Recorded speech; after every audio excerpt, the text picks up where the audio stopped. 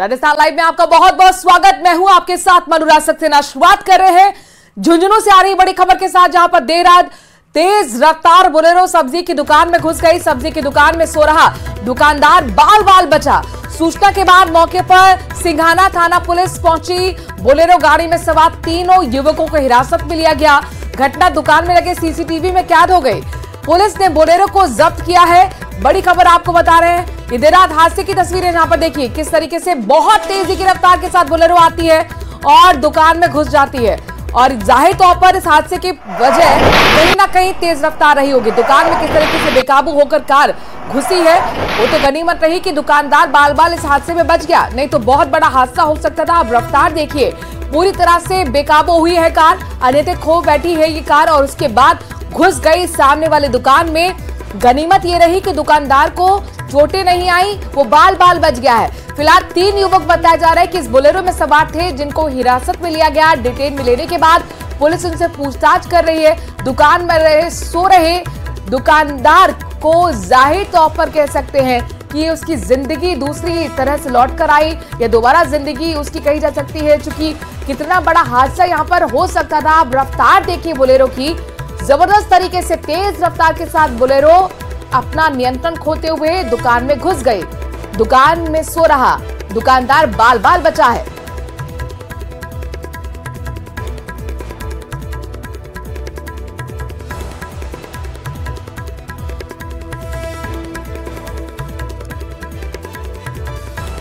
तो झुंझुनू से बड़ी खबर है, तस्वीर आपके सामने, जहां पर देर रात तेज रफ्तार बोलेरो सब्जी की दुकान में घुस गई। सब्जी की दुकान में सो रहा दुकानदार बाल बाल बचा। सूचना के बाद पहुंची पुलिस ने गाड़ी को जब्त किया है। 3 युवकों को भी डिटेन किया है। घटना दुकान में लगे सीसीटीवी में कैद हो गई और उसी की तस्वीर आपको दिखा रहे हैं। तस्वीरों देखकर अंदाजा आपको लगा होगा कि इतनी तेज रफ्तार के साथ ये बेकाबू कार हुई है। हालांकि ये रफ्तार क्यों इतनी तेज रही, क्यों अनियंत्रित हो गई, जाहिर तौर पर ये तमाम सवाल का जवाब पुलिस जानने की कोशिश कर रही होगी। विधानसभा में आज 7 नवनिर्वाचित विधायकों का शपथ ग्रहण समारोह आयोजित होगा। सुबह 11 बजे स्पीकर वासुदेव देवनानी नए विधायकों को शपथ दिलाएंगे। इस मौके पर नए विधायकों को संविधान की शपथ दिलाई जाएगी और वो अपने पद की जिम्मेदारियों को निभाने का वचन देंगे। बता दें कि प्रदेश की 7 सीटों पर उपचुनाव हुए थे, जिनमें से 5 सीटों पर बीजेपी को जीत मिली थी, 1 सीट पर कांग्रेस और 1 सीट पर बीएपी के प्रत्याशी को जीत मिली थी। और आज इन सभी 7 नवनिर्वाचित विधायकों को शपथ दिलाई जाएगी। 11 बजे शपथ ग्रहण का समारोह होना है। विधानसभा अध्यक्ष वासुदेव देवनानी 7 नवनिर्वाचित विधायकों को शपथ दिलाएंगे।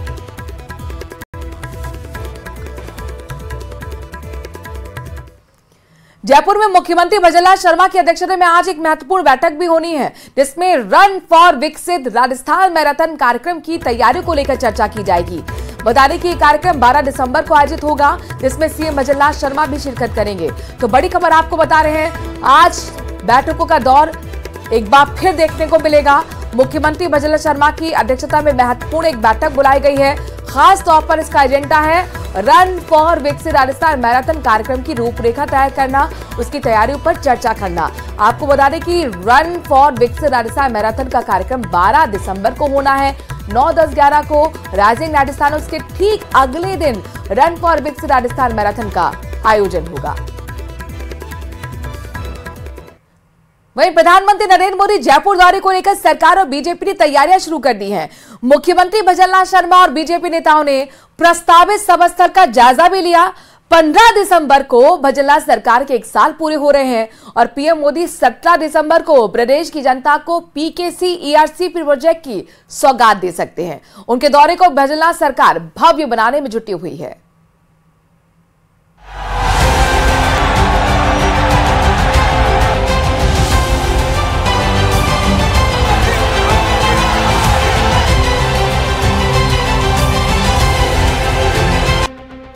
सत्रह दिसंबर को जयपुर आएंगे पीएम मोदी।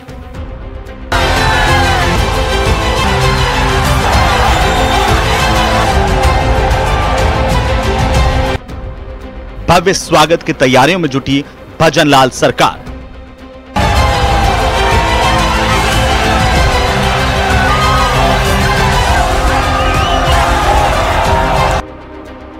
पीकेसी ईआरसीपी परियोजना की देंगे सौगात।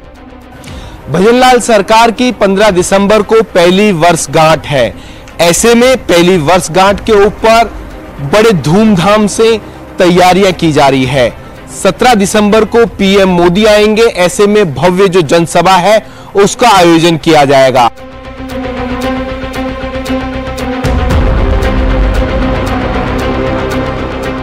भजनलाल सरकार अपनी पहली वर्षगांठ बड़े ही धूमधाम से मनाने की तैयारियों में जुट गई है। 15 दिसंबर को सरकार का 1 साल का कार्यकाल पूरा हो रहा है।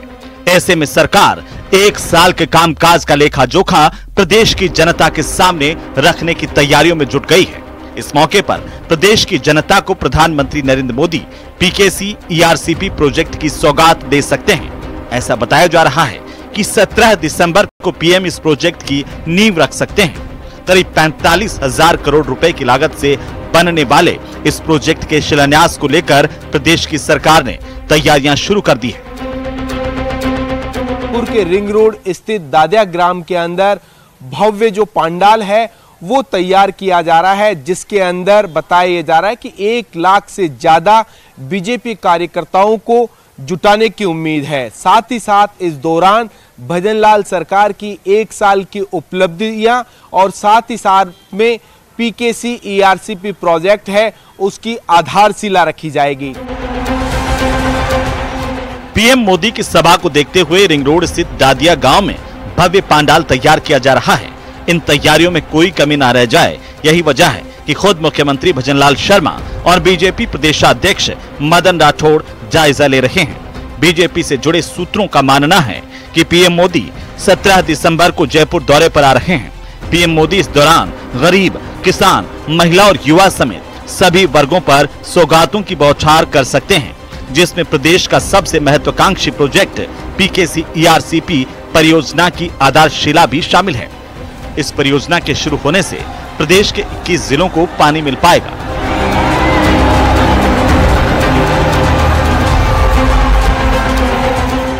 करीब 7 महीने बाद पीएम मोदी का राजस्थान का कार्यक्रम बना है।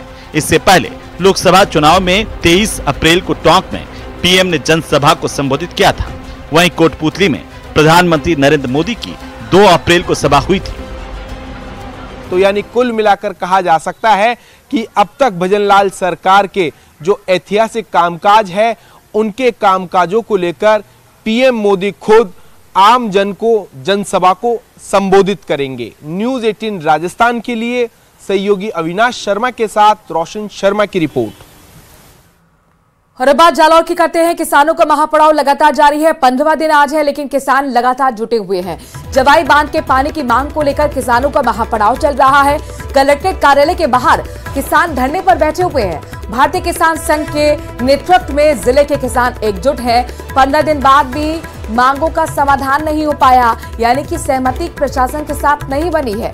महापड़ाव और किसान आंदोलन को 33 संगठनों का समर्थन मिल चुका है। धार्मिक, सामाजिक और व्यापारिक संगठन भी किसानों की इन मांगों के साथ खड़े हुए हैं, डटे हुए हैं। 15वें दिन लगातार महापड़ाव किसानों का जालौर में चल रहा है। खासतौर पर जवाई बांध के पानी को जालौर का हक बताते हुए मांग कर रहे हैं कि पानी उन्हें भी मिलना चाहिए, और इसी मांग को लेकर किसान महापड़ाव कर रहे हैं। इनका आरोप यह है कि पिछली सरकार ने आश्वस्त किया, लेकिन मांग पूरी नहीं हुई, और ऐसे में हम चाहते हैं कि ठोस यहाँ कार्रवाई होते दिखे, ठोस न सिर्फ आश्वासन लिखित में हो, और इसी के बाद हम यहाँ से अपना महापड़ाव हटाएंगे। कई बार वार्ता हुई, लेकिन सहमति नहीं बन पाई। 33 संगठनों का समर्थन इन किसानों को मिल चुका है। महापड़ाव का आज 15वां दिन है।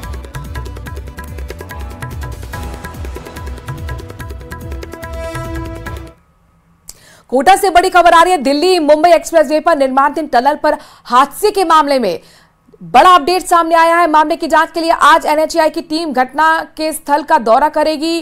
क्या कारण रहे, सेफ्टी ऑडिट और सुरक्षा खामियों की जांच की जाएगी। हादसे के दिल दहला देने वाली तस्वीरें सामने आई थी। मलबे में दबने से एक व्यक्ति की मौत हुई थी, 3 मजदूर घायल हुए थे। कोटा ग्रामीण की मोडक थाना इलाके में हादसा हुआ था। 15 लाख रुपए मुआवजे का ऐलान मृतकों के परिजनों के लिए किया गया है।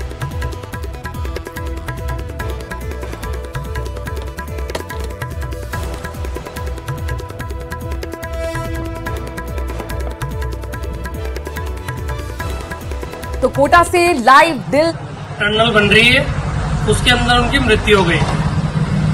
हमें जानकारी मिली है कि थाने के अंदर उनका परिजन आए हुए हैं। हमें जैसे याद हुआ उसके बाद हम मोडक स्टेशन थाने पहुंचे और हमने हेडलाइन के जो कर्मचारी या अधिकारी लोग यहाँ पे आए थे, मुआवजे के लिए बात करी है, तो मुआवजा बहुत नील के बराबर दे रहे हैं। हम इनके परिवार के साथ हैं, यदि मुआवजा की राशि बढ़ाई नहीं गई तो हम टनल का काम बंद करा देंगे। जयपुर के पशु परीक्षा को लेकर बड़ी खबर सामने आ रही है। राजस्थान कर्मचारी चयन बोर्ड की पशु परिचर परीक्षा जारी है। पशु परीक्षा भर्ती का आज तीसरा और अंतिम दिन है। 2 पारियों में परीक्षा का आयोजन हो रहा है। 3 दिन से 6 पारियों में परीक्षा आयोजित हो रही है। जयपुर शहर के 130 परीक्षा केंद्रों पर यह परीक्षा का आयोजन। वहीं परीक्षा में कुल 2,60,163 परीक्षार्थी पंजीकृत हैं। अपने दर्शकों को बता दें कि आज इस महत्वपूर्ण परीक्षा का आखिरी दिन है। पशु परिचर परीक्षा को लेकर बड़ी खबर ये कि राजस्थान कर्मचारी चयन बोर्ड की पशु परीक्षा लगातार जारी है। पशु परिचर भर्ती परीक्षा का आज तीसरा और आखिरी दिन है। 2 पारियों में लगातार 3 दिन से परीक्षा का आयोजन हो रहा है। 6 पारियों में यह भर्ती परीक्षा हो रही है। जयपुर शहर के 130 परीक्षा केंद्रों पर परीक्षा का आयोजन हो रहा है। 2,60,163 परीक्षार्थी इस परीक्षा में भाग ले रहे हैं, यानी कि ये वो संख्या जिन परीक्षार्थियों ने अपना रजिस्ट्रेशन कराया है। इस वक्त की बड़ी खबर आपको बता रहे हैं, जयपुर से है। पशु परिचर परीक्षा को लेकर बड़ा अपडेट ये कि आज इस परीक्षा का आखिरी और तीसरा दिन है। 2 पारियों में पिछले 3 दिन से परीक्षा का आयोजन हो रहा है। तो वहीं श्रीगंगानगर में भी कड़ी सुरक्षा के बीच तस्वीरें आपके सामने है। परीक्षा का आयोजन किस तरीके से होता हुआ नजर आ रहा है। बता दें कि श्रीगंगानगर में 30 परीक्षा केंद्रों पर परीक्षा का आयोजन हो रहा है। इसे सफल बनाने के लिए प्रशासन ने पुख्ता इंतजाम किए गए हैं। सुरक्षा व्यवस्था भी चाक चौबंद है। हर एक परीक्षार्थी का पहले अच्छी तरीके से यहाँ पर एक तरीके से सेफ्टी मेजरमेंट्स लिए जा रहे हैं और उसके बाद उन्हें एंट्री कक्ष में दी जा रही है। राजस्थान कर्मचारी चयन बोर्ड द्वारा आयोजित पशु परिचर भर्ती परीक्षा का आज तीसरा और आखिरी दिन है और श्री गंगानगर जिला मुख्यालय सहित प्रदेश के 33 जिला मुख्यालयों पर यह परीक्षा आयोजित की जा रही है। आज तीसरे और आखिरी दिन पहली पारी की परीक्षा ठीक 9 बजे शुरू होगी, जिसके लिए परीक्षार्थियों का परीक्षा केंद्र में प्रवेश शुरू कर दिया गया है। और अभी इस समय श्री गंगानगर जिला मुख्यालय के एक परीक्षा केंद्र पर ही मौजूद है और हम आपको यहाँ की तस्वीरें दिखाएं तो आप ये देखिए, परीक्षार्थियों का परीक्षा केंद्रों पर पहुंचने का सिलसिला शुरू हो चुका है और यहाँ के जो एडमिनिस्ट्रेटिव स्टाफ है वो परीक्षार्थियों की ठीक से तलाशी ले रहा है ताकि किसी भी तरह से परीक्षा में परीक्षार्थी के द्वारा नकल वगैरह नहीं की जा सके। जिला मुख्यालय पर 33 परीक्षा केंद्र बनाए गए और 33 परीक्षा केंद्रों पर पुख्ता इंतजाम प्रशासन के द्वारा किए गए हैं ताकि परीक्षा के दौरान किसी भी तरह की गड़बड़ी के आशंकों को रोका जा सके। परीक्षार्थियों को राजस्थान कर्मचारी चयन बोर्ड द्वारा तय किए गए निर्धारित प्रोटोकॉल के अनुरूप ही अंदर प्रवेश दिया जा रहा है और प्रॉपर ड्रेस कोड की भी पालना की जा रही है। बात करें श्री गंगानगर जिला मुख्यालय पर प्रशासनिक इंतजामों की तो देखिए, जिला मुख्यालय पर जिला प्रशासन के द्वारा 33 परीक्षा केंद्रों पर जहां प्रशासनिक इंतजाम पुख्ता तौर पर किए हैं तो वहीं परीक्षा में नकल रोकने या संदिग्धों पर नजर रखने के भी खास इंतजाम जिला प्रशासन के द्वारा किए गए हैं। आज चूंकि तीसरा और आखिरी दिन है और पहले पारी की परीक्षा ठीक 9 बजे शुरू हो जाएगी, यानी कि 9 बजे से ठीक 1 घंटे पहले यानी कि 8 बजे के बाद इन परीक्षार्थियों को परीक्षा केंद्र में प्रवेश देने से रोक दिया जाएगा। अभी तक पिछले 2 दिनों के दौरान जो 4 पारियों में परीक्षा हुई है उसमें जो परीक्षार्थियों की उपस्थिति थी ये एक बड़ा चिंता का विषय बना हुआ है। राजस्थान कर्मचारी चयन बोर्ड द्वारा जो आंकड़े जारी किए गए हैं उसमें लगभग 55 से 60% ही परीक्षार्थी परीक्षा में शामिल होने के लिए पहुंच पाए हैं। हमारे साथ यहाँ कुछ परीक्षार्थियों से भी हम बात करेंगे। आप परीक्षा देने आए, कहाँ से आए आप? सूरतगढ़ गांव भोपालपुरा से। सूरतगढ़ से ही आए हैं, तो लोकल ही हैं आप इसी जिले के? हाँ, इसी जिले के। अच्छा, एक बात बताएं, जो परीक्षा में पेपर लीक जैसी चीजें होती हैं सामने, इस बार भी क्या मन में रहता है कि इन सब चीजों को लेकर? हाँ, इस बार भी मन में तो रहता है। क्या रहता है?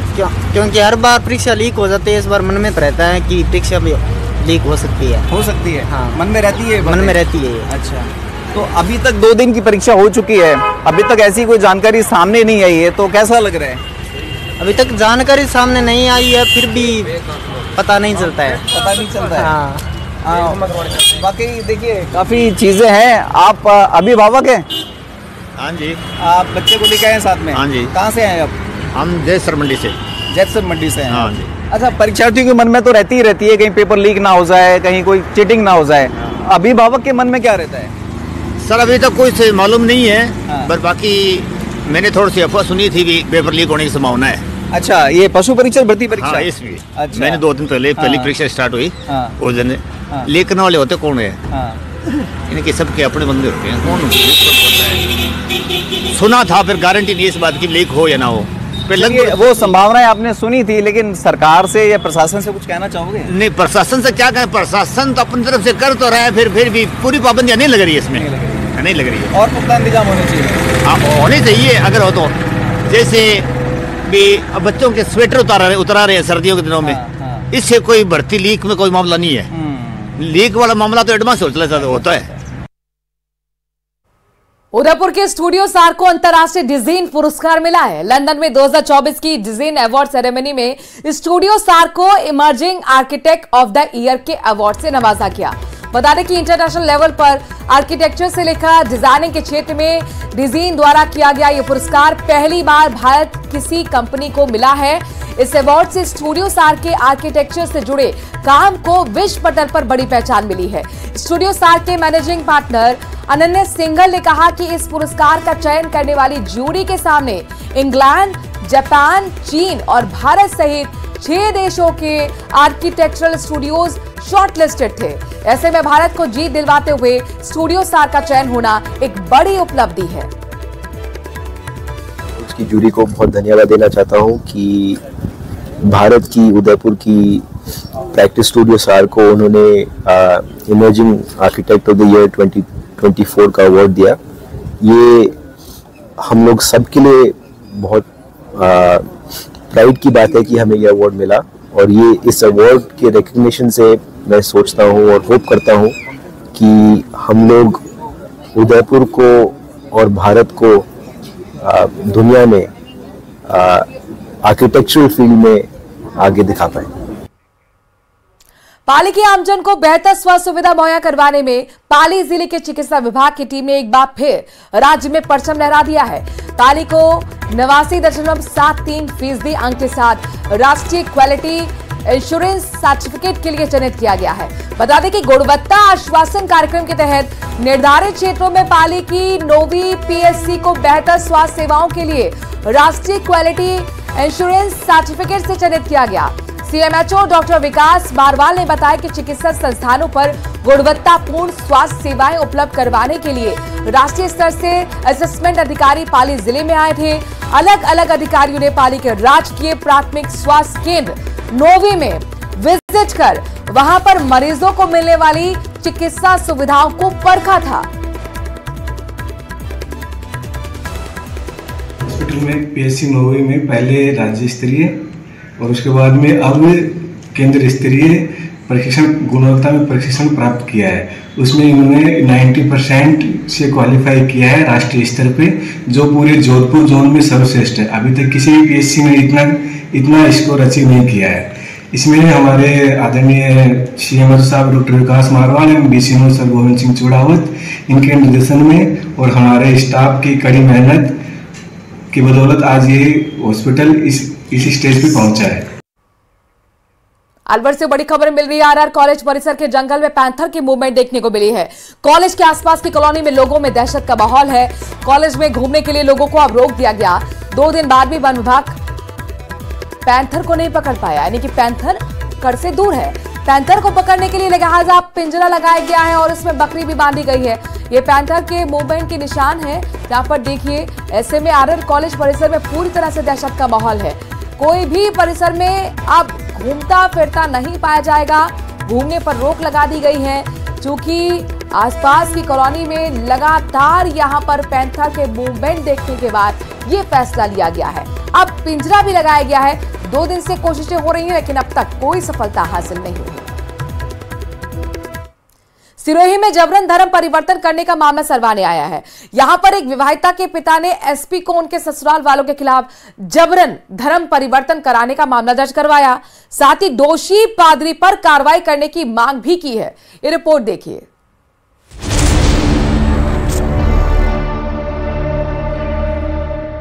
रेवदर के धनारी गांव की एक विवाहिता को उसके ससुराल वालों ने जबरन धर्म परिवर्तन करवाकर ईसाई धर्म अपनाने पर दबाव डाला।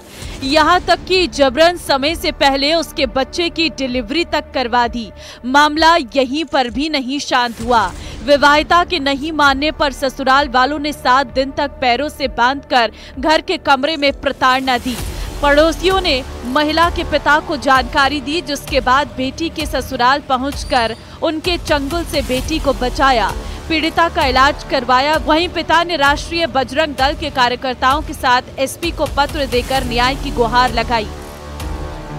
जब देखा और बच्ची की हालत बहुत ही मतलब बिल्कुल ऐसी हालत कि अपन तो देखे तो उस समय अपने भी दिमाग मतलब अपन सहन नहीं कर सकते। मतलब उसके शरीर पर कपड़ा नहीं था, एक वो नीचे का पहरा हुआ था और कब्जा पहरा हुआ था और बच्ची खुले बाल पर बैठी थी उस खाट पर और ऐसे बाल तोड़ तोड़ कर फेंक रही थी। और उसके बाद में देखा हालत तो इन्होंने घर पे आकर बताई घटना कि ऐसी बच्ची की हालत है। उसी टाइम में गाड़ी लेकर के गए परिवार वाले और बच्ची को लाके धानेरा अपने अपलोड दिखाया और पालनपुर में 9 दिन भर्ती रखा, एडमिट रखा। लेकिन बच्ची का प्राइवेट पार्ट जैसे 25 दिन तक वहाँ रही, 20-25 दिन उसने न तो लेटरिन बाथरूम गई और न बाथरूम गई, वो पूरा अंदर भरा पड़ा था। उसके बाद में डॉक्टर ने वो चालू तो करवाया लेकिन वो अभी बंद नहीं हो रहा है। वो बच्ची का पूरा मानसिक संतुलन बिगड़ गया और डैमेज है। कमोवेश महिला पर ससुराल की तरफ से लगातार मानसिक दबाव बनाया जा रहा था। वहीं पीड़ित परिवार की माने तो पहले से ही विवाहिता के ससुराल वाले ईसाई धर्म अपना लिए हैं। वहाँ मैं जाता था तो वो इन्होंने मेरे को भी दबाव दिया कि तू भी यीशु धर्म में आ जा, इस मूर्ति पूजा में कुछ नहीं है। अच्छा फिर मैं एक बच्चे से मैं काम पे चले जाता था, फिर मैं वहाँ से आ गया, लेकिन मैं ये काम नहीं करूँगा।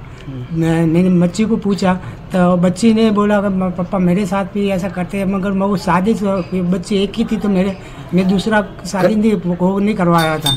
तो पता है जिनको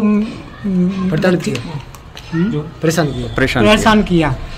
हालांकि पुलिस मामले की अलग अलग टीम बनाकर जांच कराई जा रही है। मामला बेहद ही गंभीर है, जिसकी पुलिस जांच कर रही है। इसमें आया है जो पीड़िता बता रहे हैं, उनके फादर अभी आकर उन्होंने एक परिवाद पेश किया था कि साहब मेरी बच्चे की कुछ दिन पहले डिलीवरी हुई थी और उसके जो ससुराल वाले हैं उसके साथ मारपीट करते हैं। उसका जो बच्चा है वो भी उन्होंने नहीं दिया है और उसके जो ससुराल वाले हैं वो इसको मेरी बच्चे के साथ मारपीट करते हैं, वो इसको ईसाई बनाने पे तुले हुए हैं जी। और इसी के साथ वक्त थोड़े से ब्रेक का है, आगे देखिए स्पेशल रिपोर्ट।